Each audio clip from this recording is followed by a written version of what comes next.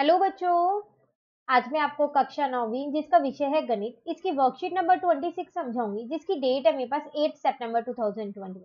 आज की वर्कशीट में नया टॉपिक करने वाले हैं, रेखाएं और कोण के बारे में जानेंगे, और साथ साथ इसमें आज हम जानेंगे कि समांतर रेखाएं और तिर्यक रेखा क्या होती है।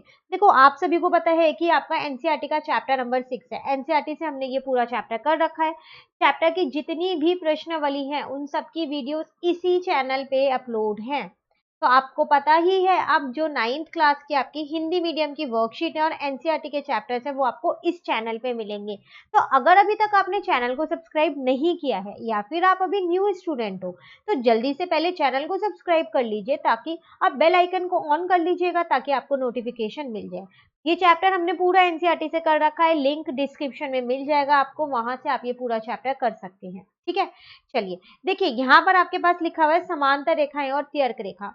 तो सबसे पहले यही जान लेते हैं कि समांतर रेखाएं और तिर्यक रेखा होती क्या है, उसके बाद हम अपनी वर्कशीट शुरू करेंगे। सिर्फ वर्कशीट को एक बार देख लेते हैं। देखो, यहाँ पर कुछ आकृतियां बनी है और उसके बाद दो क्वेश्चन करने को दिए हैं। वर्कशीट बहुत आसान है, बस ये कॉन्सेप्ट समझ में आ जाए कि समांतर रेखाएं और तिर्यक रेखा है क्या चीज। ठीक है, चलिए शुरू करते हैं। यहाँ पर देखो, सबसे पहले ये जो दो रेखाएं हैं ये है मेरी समांतर रेखा। कब? जब इन दोनों रेखाओं के बीच का जो गैप है वो बराबर है। मैं ये कह सकती हूँ कि ये दोनों मेरी समांतर रेखाएं हैं अगर इन दोनों के बीच में जो गैप है वो बराबर है और हमेशा बराबर रहेगा। ये आगे जाके कभी भी मिलेंगी नहीं। तो ये है मेरी समांतर रेखाएं, जिसको मैंने नाम दे दिया है एल और एम। अब इसको एक रेखा कट करती हुई जा रही है। ठीक है, वो रेखा का नाम है टी। ठीक है, तो जब भी दो समांतर रेखाओं को एक रेखा कट करती हुई जाती है ना, उसको हम बोलते हैं तिर्यक रेखा। क्या बोलते हैं उसे हम? तिर्यक रेखा। ठीक है, अब जो ये तिर्यक रेखा है ना, यही मेन है। पता है क्या होता है, जब ये दो समांतर रेखाओं को एक रेखा कट कर रही है ना, तो ये इस पे 8 एंगल बनाती हुई जा रही है। अब कहाँ है वो 8 एंगल, वो भी तो देखने पड़ेंगे। वो तो अभी हमने बनाए ही नहीं। देखो, यहाँ बना लेते हैं हम उन्हें। Angle 1, angle 2, angle 3, angle 4। उसी तरीके से एंगल 5, एंगल 6, एंगल 7, एंगल 8। ये बन गए मेरे वो 8 एंगल, 8 कोण बनाती हुई जाती है वो। अब ये 8 कोनों के क्या नाम है? क्या सब कोनों के एक ही नाम है या अलग अलग भी नाम है, या फिर एक कोण के दो नाम भी हो सकते हैं? बिल्कुल हो सकते हैं।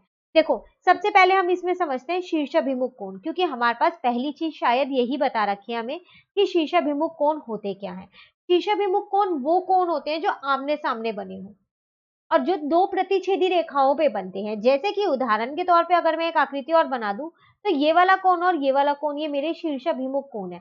उसी तरीके से ये वाला कोण और ये वाला कोण ये मेरे शीर्षाभिमुख कोण है। और आपको पता है, शीर्षाभिमुख कोण का जो ये जोड़ा बना हुआ है ये हमेशा बराबर होता है। तो मैं ये कह सकती हूँ कि अगर ये 40 डिग्री है ना, तो ये भी 40 डिग्री है, और अगर ये 60 डिग्री है तो ये भी 60 डिग्री है। अब बात आती है इसमें, जो ये मेन आकृति है हमारी, इसमें कहाँ है शीर्षाभिमुख कोण? बिल्कुल दिख रहे हैं। कौन कौन से दिख रहे हैं? एंगल 2 और एंगल 4 मुझे एक दिख रहा है, एंगल 1 और एंगल 3 एक दिख रहा है। उसी तरीके से अब आपको एंगल 5 और एंगल 7 दिख गया होगा, और एंगल 6 और एंगल 8 दिख गया होगा। तो ये सारे मेरे शीर्षाभिमुख कोण हैं, और ये हमेशा क्या होते हैं? मेरे बराबर होते हैं। 2 4 के बराबर है, 1 3 के बराबर है, 5 7 के बराबर है और 6 8 के बराबर है। क्लियर? पहला कंसेप्ट क्लियर। चलिए आ जाते हैं दूसरे कंसेप्ट पे। दूसरे कंसेप्ट में हमको इसने क्या यहाँ पर बताया, उसने यहाँ पर हमारे को ये तिर्यक रेखा में अंदर के और बाहर के कोण बताए। देखो, आपको ये तो पता ही होगा कि अंदर कुछ कोण और बाहर के कोणों में क्या अंतर होता है। अगर आप ध्यान से देखो, इन दोनों रेखाओं के बीच में सिर्फ ये 4 कोण बन रहे हैं। कौन कौन से? कोण 3, कोण 4, कोण 5 और कोण 6। तो इन्हें बोलते हैं हम अंदर के कोण, जो अतः कोण होते हैं। ठीक है, और जो इन दोनों रेखाओं के बाहर बनने हैं 4 कोण, जैसा कि कोण 1, कोण 2, कोण 7, कोण 8, इन्हें हम बोलते हैं बाहर के कोण, जिसे हम इंग्लिश में बोलते हैं एक्सटीरियर एंगल। क्लियर? तो वही चीज आपको यहाँ पर ये बताई गई कि अंदर के कोण कौन से और बाहर के कोण कौन से हैं। क्लियर हो गया सेकंड कंसेप्ट भी। चलिए आ जाते हैं अब हम अपने थर्ड कंसेप्ट पे, वो है संगत कोण। तो कौन से होते हैं संगत कोण? देखो, संगत कोण पता है कौन से होते हैं? उसमें हमें एक अंदर का कोण लेना होता है और एक बाहर का कोण लेना होता है। जैसा कि अभी फिलहाल एक चीज और याद रखिएगा कि ये जो ये तिर्यक रेखा है ना, इसके एक साइड ले रहे हैं अभी हम, फिर दूसरी साइड के देखेंगे। ठीक है, तो 1 के साथ, ये 1 बाहर का कोण है, इसके साथ अंदर वाला जो कोण है वो लेंगे 5। 4 ही मत ले लेना, जस्ट उसके नीचे वाला ही नहीं, 5 लेना है। ठीक है, क्योंकि 1 और 4 जो है वो रैखिक युग्म है। ये हमने पहले भी सीखा है, एक ही रेखा पर जब कोण बनते हैं तो वो रैखिक युग्म बनाते हैं, ठीक है। तो 1 के साथ 5 का जोड़ा बनाएंगे और 4 के साथ 8 का जोड़ा बनाएंगे। उसी की तरह 2 के साथ 6 का और 3 के साथ 7 का। तो फिर मैं ये कह सकती हूँ कि कोण 1 और कोण 5 मेरे संगत कोण है। उसी तरीके से कोण 4 और कोण 8 मेरे संगत कोण है, और उसी तरीके से कोण 2 और कोण 6 मेरे संगत कोण है, एंड एट लास्ट कोण 3 एंड कोण 7 भी मेरे क्या है, संगत कोण है। और संगत कोण आपको पता है हमेशा बराबर होते हैं।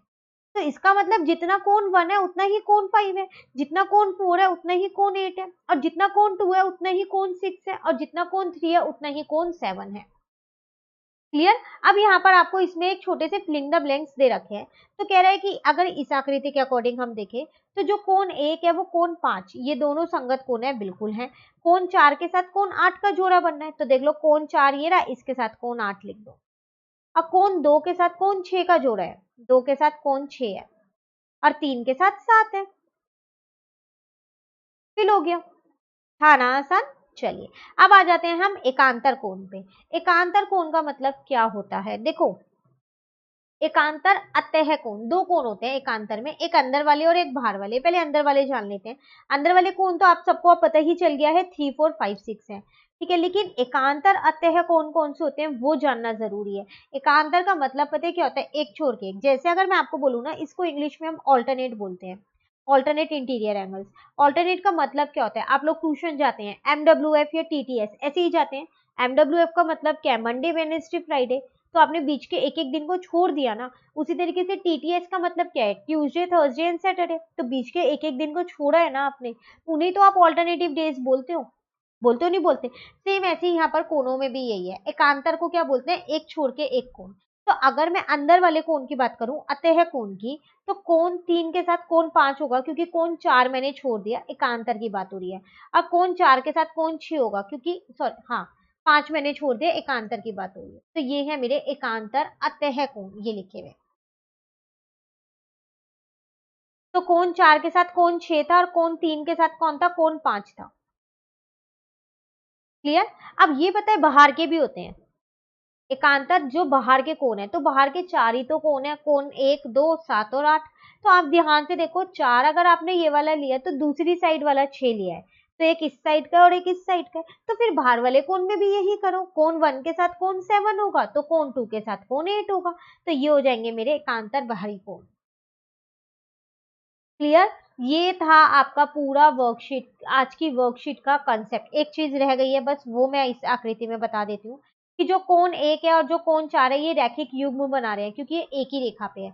उसी तरीके से कोण 1 और कोण 2 रैखिक युग्म बना रहे हैं, कोण 2 और कोण 3 भी बना रहे हैं, कोण 3 और कोण 4 भी बना रहे हैं। देखो ना, ये एक ही रेखा पे तो बन रहे हैं नीचे, ये एक ही रेखा पे तो बन रहे हैं ऊपर, ये एक ही रेखा पे तो बन रहे हैं इस साइड, ये एक ही रेखा पे तो बन रहे हैं इस साइड। ऐसी 4 नीचे बना रहे हैं, 5 + 6 7 + 8 5 + 8 6 + 7। रैखिक युग्म आपको पता है, एक ही रेखा पर जितने भी कोण होते हैं वो सारे रैखिक युग्म होते हैं, और उनका योग कितना होता है, 180 होता है।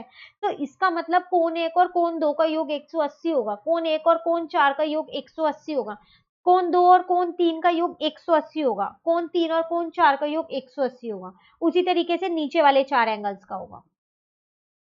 क्लियर। चलिए अब आ जाते हैं हम अपने क्वेश्चंस पे। दो क्वेश्चंस दिए हैं, आसान आसान से क्वेश्चंस हैं। फर्स्ट क्वेश्चन में हमसे यहाँ पर क्या कह रहा है, आकृति 4 में यदि AB जो है वो समांतर है CD के, तो x तथा y का मान ज्ञात कीजिए। एक आकृति दी है, ये दोनों समांतर रेखा है, तो फिर ये तो त्यर्क रेखा होगी। अब जब ये त्यर्क रेखा है तो 8 कोण बना रही होगी, जो कि मुझे 4 तो दिख रहे हैं, बाकी 4 नहीं दिए, क्योंकि इन 4 से ही मेरे आंसर निकल जाएंगे जो मुझसे पूछे गए हैं। अब देखो आप 50 और x कौन से कोण बना रहा है, ये रैखिक युग्म है ना, तो इसका मतलब इन दोनों का योग तो 180 होगा, है ना। तो चलो यहाँ पर लिख लेते हैं। फिर सबसे पहली बात आपको क्या दिया है, जो AB है वो समांतर है CD के। तो अब यहाँ लिखते हैं x प्लस, उत्तर लिखते हैं यहाँ पर x + 50 = 180। रीजन में क्या लिखेंगे, ये मेरी रैखिक युग्म है, ठीक है। तो यहां से मैंने x का मान निकाल लिया, 50 ही था, एक बार चेक कर ले। तो 180 - 50, तो x कितना आ जाएगा मेरे पास, 130। चलिए एक तो निकल गया। अब आते हैं y पर। तो देखो y जो है वो तो 130 होगा, क्यों, क्योंकि ये तो मेरे शीर्षाभिमुख कोण है। अभी तो हम ऊपर समझ के आए हैं, ये रहा शीर्षाभिमुख कोण, है नहीं है, तो यहाँ लिख देते हैं y is equal to 130। Reason लिखना बहुत जरूरी है, ठीक है, यही से लिख लूँ सिर्फ इतना ही कि ये मेरे शीर्ष अभिमुख कोण है।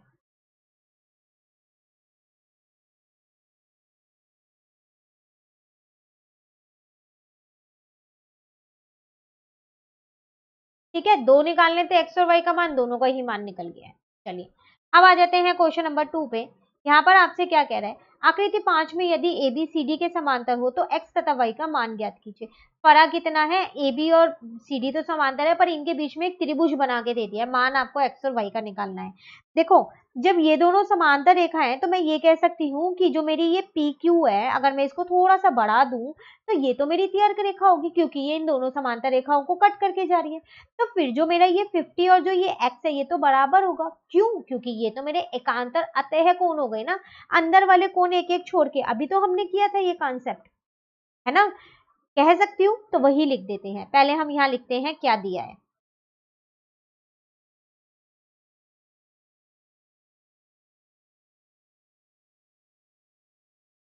अब मैं ये लिख दूं ना कि जो x है वो कितना होगा आपका 50 डिग्री।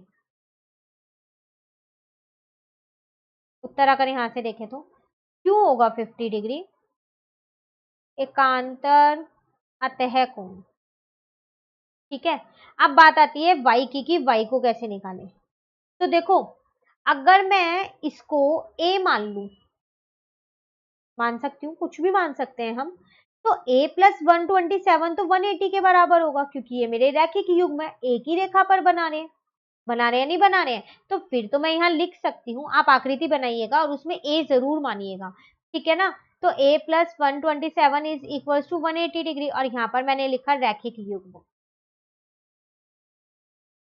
ठीक है। अब यहां से मैंने a का मान निकाल लिया, तो 180 माइनस का 127 माइनस करके देख लेते हैं। तो 10 में से 7 जाएगा 3, 7 में से 2 जाएगा तो 5, तो a आ जाएगा मेरा 53। ठीक है ना, आकृति जरूर बना लीजिएगा, अगर आपने उसमें a नहीं लिखा गलत हो जाएगा फिर आपका। ठीक है, ये 50 था, ये x था, इसे मैंने a माना है, ये 127 है, अब ये y है। ठीक है, अब मुझे चाहिए y। तो देखो ये तो एक त्रिभुज है ना, कौन सा, पी क्यू आर, तो मैं ये लिख देती हूँ यहाँ पर पी क्यू आर एक त्रिभुज है। अब जब ये त्रिभुज है तो इसके तीनों कोणों का योग होगा कितना, 180। तो इसका मतलब जो कोण y है, जो कोण x है और जो कोण a है, उनका योग तो 180 होगा, क्योंकि त्रिभुज के तो तीनों कोणों का योग 180 होता है। चलो y तो मुझे नहीं पता है, x तो मुझे पता है 50 है, a मैंने अभी निकाला है 53 है, ये 180 आ गया। ठीक है, अब यहां से मैंने क्या किया, इन दोनों को प्लस कर दिया, तो 5 प्लस 5 10 और ये 3 ऐसी है 180। अब मैंने क्या किया, यहाँ से y निकाल लिया, 180 माइनस का 103। अब 180 में से क्या किया मैंने, 103 को माइनस कर दिया। ठीक है, तो यहाँ आ गया 77, y कितना आ गया मेरा 77। ये लो, x और y निकालना था, और x और y यहाँ पर दोनों ही मैंने निकाल दिए, x ये रहा और y ये। क्लियर, ये था आपके पास आसान सा क्वेश्चन जो कि कंप्लीट होता है। अब बारी आती है एक छोटे से होमवर्क क्वेश्चन की। चलो ऐसा करते हैं, इसी में ही दिया जाता है आज आपको एक होमवर्क क्वेश्चन, ठीक है ना। मैंने यहाँ पर एक एंगल बना दिया जिसका नाम दे दिया है ए। अब आप मुझे बताना कि ए का मान कितना आया इस आकृति में। कई तरीके से आप हल कर सकते हो, हमने आज बहुत सारे कोण सीख लिए हैं कि कौन कौन से होते हैं। आपकी मर्जी है, कोई से भी तरीके से कीजिए, मुझे बताइए जल्दी से कमेंट करके कि ए का मान कितना आया। बहुत आसान है, जल्दी जल्दी से सॉल्व कीजिए और कमेंट कीजिए। वर्कशीट कंप्लीट होती है यहाँ पर हमारी 26, वर्कशीट नंबर 27 नेक्स्ट वीडियो में समझेंगे। तो अगर आपको ये वीडियो अच्छी लगी तो लाइक जरूर कर दीजिएगा, और अगर अभी तक आपने चैनल को सब्सक्राइब नहीं किया है तो चैनल को भी सब्सक्राइब कर लीजिएगा। Thank you.